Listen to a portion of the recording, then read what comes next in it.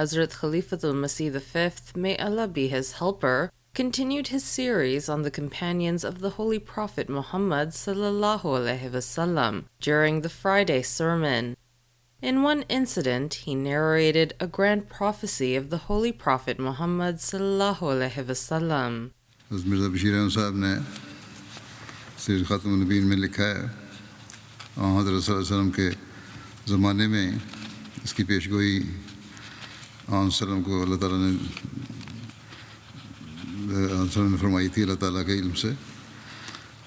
اس کو ذکر کرتے ہوئے لکھتے ہیں کہ خندق کھودتے کھودتے ایک جگہ سے ایک پتھر نکلا جو کسی طرح ٹوٹنے میں نہ آتا تھا، اور صحابہ کا یہ حال تھا کہ 3 دن کے مسلسل فاقے سے نڈھال ہو رہے تھے. آخر تنگ آ کر وہ حضرت صلی اللہ علیہ وسلم کی خدمت میں حاضر ہوئے اور عرض کیا کہ ایک پتھر ہے جو ٹوٹنے میں نہیں آتا. اس وقت آپ کا بھی یہ حال تھا کہ بھوک کی وجہ سے پیٹ پر پتھر باندھ رکھا تھا، مگر آپ صلی اللہ علیہ وسلم فوراً وہاں تشریف لے گئے اور ایک کدال لے کر اللہ کا نام لیتے ہوئے اس پتھر پر ماری.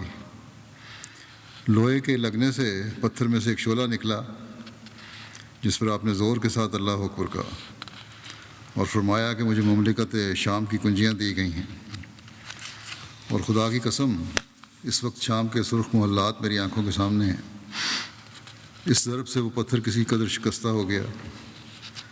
دوسری دفعہ آپ نے پھر اللہ کا نام لے کر کدال چلائی اور پھر ایک شعلہ نکلا جس پر آپ نے پھر اللہ اکبر کہا اور فرمایا اس دفعہ مجھے فارس کی کنجیاں دی گئی ہیں اور مدائن کے سفید محلات مجھے نظر آ رہے ہیں.